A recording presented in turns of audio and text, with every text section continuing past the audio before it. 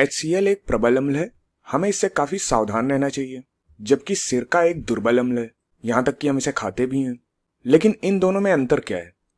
कौन सी ऐसी चीज है जो किसी भी अम्ल को प्रबल या फिर दुर्बल बनाती है? और ठीक यही हम इस वीडियो में बात करने वाले हैं।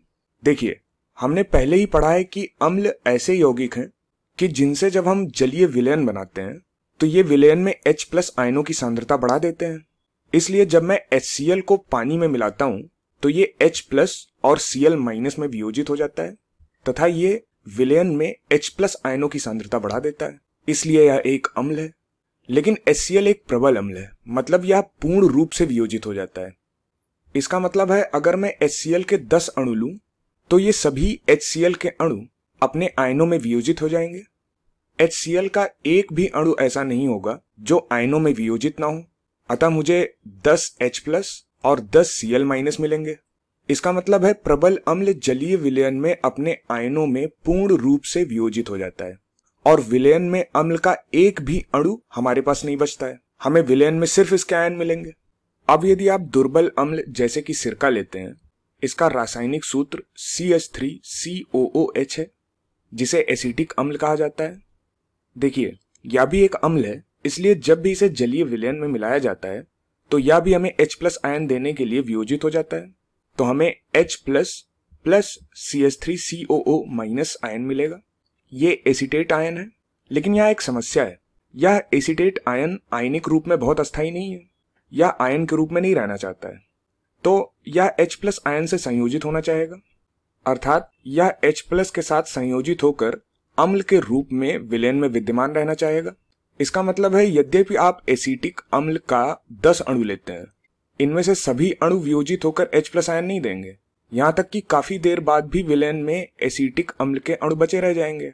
मान लेते हैं कि अम्ल के 8 अणु विलयन में बचे रह जाते हैं, केवल 2 अणु अपने आयनों में वियोजित हो रहे हैं।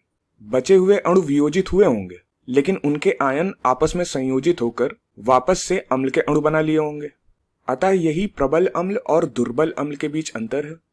प्रबल अम्ल पूर्ण रूप से वियोजित हो जाते हैं, मतलब अम्ल के सभी अणु वियोजित होकर हमें H+ आयन देते हैं तथा अम्ल का कोई भी अणु विलयन में शेष नहीं बचता है। जबकि दुर्बल अम्ल आंशिक रूप से वियोजित होते हैं, अम्ल के केवल कुछ ही अणु वियोजित होकर हमें H+ आयन देते हैं, और ऐसा इसलिए होता है क्योंकि जो ऋणायन बनता है वह काफी अस्थायी होता है, अनस्टेबल होता है, अतः वह H+ के साथ संयोजित होकर वापस से अम्ल के अणु का निर्माण कर लेता है। इसका मतलब है अगर मैं समान मात्रा में प्रबल अम्ल तथा दुर्बल अम्ल लेता हूं तो प्रबल अम्ल दुर्बल अम्ल की तुलना में काफी अधिक मात्रा में H+ आयन देगा, यहां तक कि दुर्बल अम्ल काफी कम मात्रा में H+ आयन देते हैं। इसलिए ये मानव शरीर के लिए कम नुकसानदेह होते हैं। चूंकि प्रबल अम्ल काफी अधिक मात्रा में H+ आयन देते हैं, इसलिए ये मानव शरीर के लिए काफी खतरनाक साबित हो सकते हैं, क्योंकि मानव शरीर की अम्लीयता बनाए रखने की कोशिश करता है, और जब भी यह प्रबल अम्ल के संपर्क में आता है, यहां तक कि चाहे प्रबल अम्ल की मात्रा काफी कम ही क्यों ना हो, यह शरीर में H+ आयनों की सांद्रता को बढ़ा देता है। इसलिए यह मानव शरीर को नुकसान पहुंचा सकता है।